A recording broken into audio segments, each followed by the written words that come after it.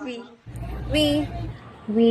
We, We, the sovereign Filipino people, imploring the aid of Almighty God, in order to build a just and humane society And establish a government that shall embody our ideas and aspiration, promote the common good, conserve and develop our patrimony, and secure to ourselves and our prosperity the blessing of independence and democracy, under the rule of law and a regime of truth. justice, freedom, love, equality, and peace.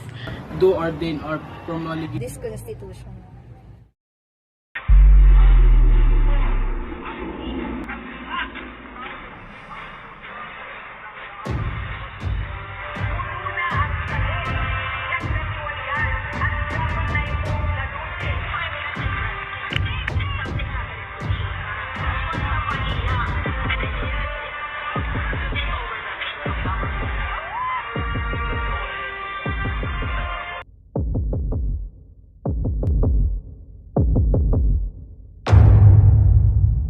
Ano nga ba ang Executive Department? Executive Department carries out the law. It is the one who imposes our laws in the Philippines. It is composed of the President. The President leads the country. He or she is the head of state, leader of the national government, and the commander-in-chief of all armed forces of the Philippines. The President serves a 6-year term and cannot be re-elected. Next is the Vice President. The Vice President supports the President.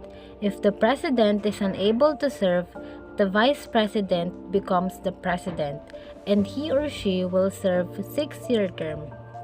Next is the Cabinet. Cabinet members serve as the advisor to the President.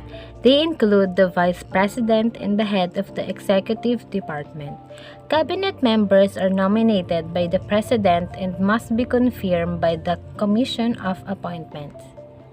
Article 7, Section 1. The executive power shall be vested in the President of the Philippines. Anong gusto mo maging? Ako, doktor. Teacher? Ayaw, teacher. Abogado talaga. Ako bala ko pulis o kaya abogado. Ako gusto ko maging presidente ng Pilipinas. Ay talaga? O, edi makinig ka. Here are the qualifications for presidency. Section 2. No person may be elected president unless he is a natural-born citizen of the Philippines, a registered voter, able to read and write, at least 40 years of age on the day of election, and a resident of the Philippines for at least 10 years immediately preceding such election. Section 3. There shall be a Vice President who shall have the same qualifications and terms of office and be elected with and in the same manner as the President. He may be removed from office in the same manner as the President. The Vice President may be appointed as a member of the Cabinet. Such appointment requires no confirmation. Section 4. The President and the Vice President shall be elected by direct vote of the people for a term of 6 years, which shall begin at noon on the 30th day of June. The next following day, the election shall end at noon of the same date. 6 years thereafter, the President shall not be eligible for any re-election. No person who has succeeded as President and has served as such for more than 4 years shall be qualified for election to the same office at any time. No Vice President shall serve for more than 2 successive terms.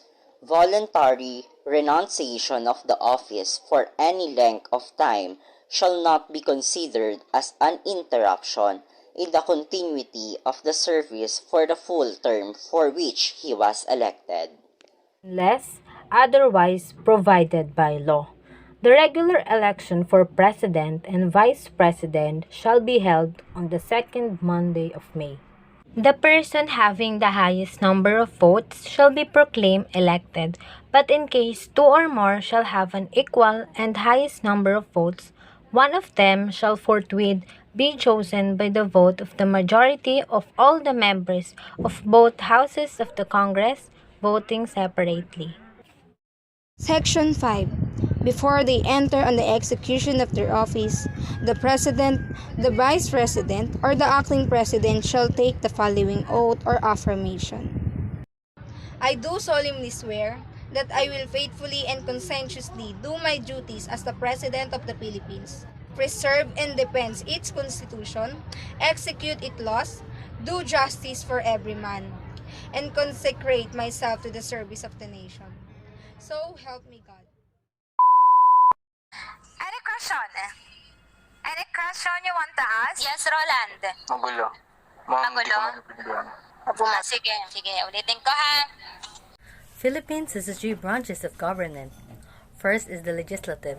It is authorized to make laws, alter and repeal them through the power vested in the Philippine Congress. And the executive branch again carries out and enforces laws.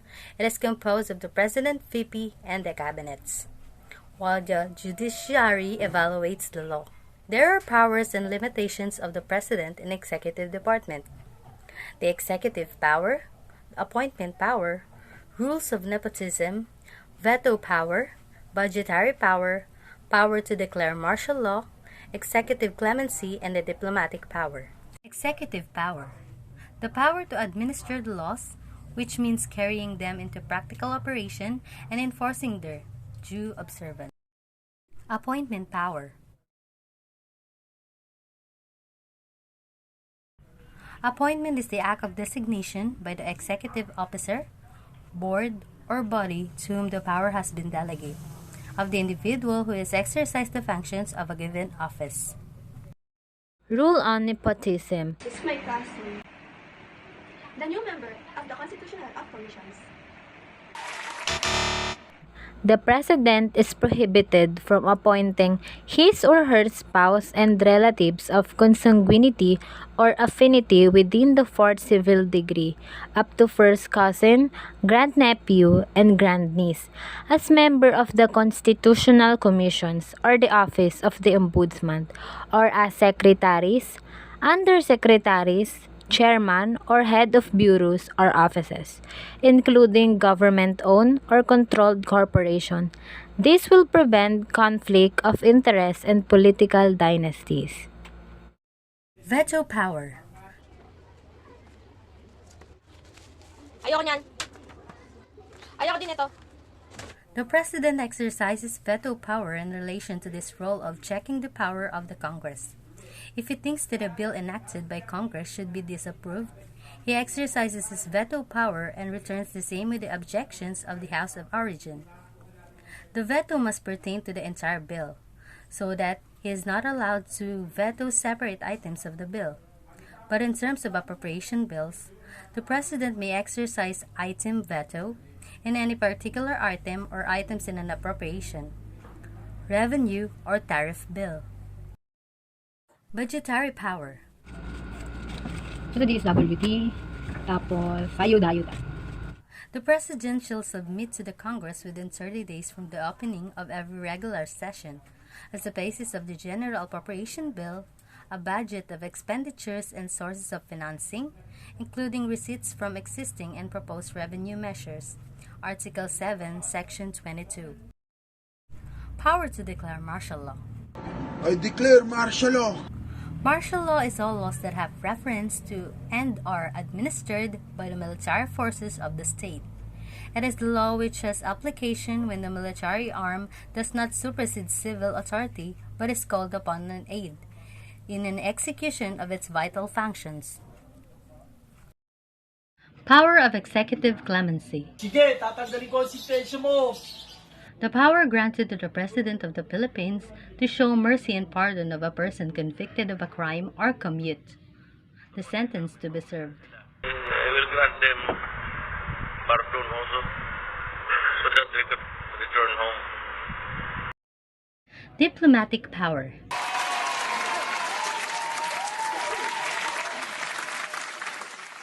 The President is the spokesperson of the nation of an external affairs. He may deal with foreign states and governments, extend or withhold recognition, maintain diplomatic relations, enter into treaties, and transact business and foreign relations. No treaty or international agreement shall be valid and effective unless concurred and by at least 2/3 of all members of the Senate. Alam mo ba na pwedeng maging presidente ang vice-presidente kapag ang presidente ay pumanaw, nagkaroon ng panghabang buhay na sakit, pagkatanggal sa posisyon, at kung sakaling mag-resign ang presidente, ay papalit kaagad ang vice-presidente na gaganap bilang bagong presidente ng Pilipinas. Pero, sino naman ang papalit sa pwesto ng vice-presidente? Magkakaroon ng election ang lahat ng miyembro sa Kongreso at boboto sa pagitan ng Senate at House of Representatives at ang mananalo sa eleksyon ang magiging vice-presidente. E paano naman kapag nawala ang presidente pati na din ang vice-presidente? Ang Senate President at ang Speaker of the House of Representatives ang papalit sa dalawang posisyong nawala sa kaunting panahon lamang. The two will act temporarily. Temporary lamang dahil magkakaroon ng tinatawag na special election para sa posisyong nabakanting presidente at vice-presidente. Pero kung nasa 18 months o 1 taon at 6 na buwan na lamang ang natitira bago matapos ang term ng presidente at vice-presidente ay hindi na magkakaroon ng election at ang Senate President at ang Speaker of the House of Representatives ang magiging bagong presidente at vice-presidente. Pero ngayon, may tanong ako. Sa tingin mo, magkano ang sinesweldo ng presidente at vice-presidente ng Pilipinas? 1,000? 200,000. 500,000 per month. 100,000. 100K. The annual compensation of the President and the Vice President shall be determined by the law. Ang sinisweldo ng Presidente ay umaabot sa 300,000 pesos initial. Ang ibig sabihin nito ay simula pa lamang ito at malaki pa ang posibilidad na tumaas ito sa mga susunod na taon. Halimbawa, ang 300,000 na sinisweldo ng Presidente ay pwedeng umabot sa 350,000 pataas.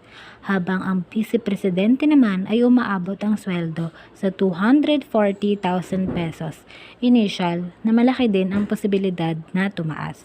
Ang sinesweldo ng presidente 300,000 pesos at ng vice-presidente na 240,000 pesos ay kabuuhan na ng buong taon. Ibig sabihin, ang sinesweldo ng presidente na 300,000 pesos ay sa buong taon na. Ang isang taon ay meron tayong 12 months. Ikaw, subukan mo magkalkula. 300,000 divided by 12 months.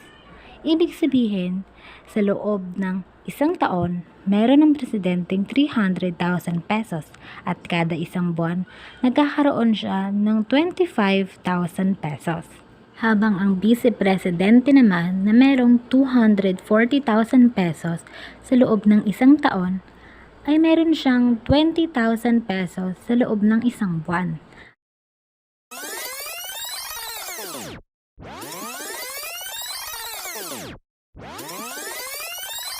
At ayun na nga, nalaman na natin kung paano, sino-sino, at kung ano nga ba ang executive department. Hanggang sa muli!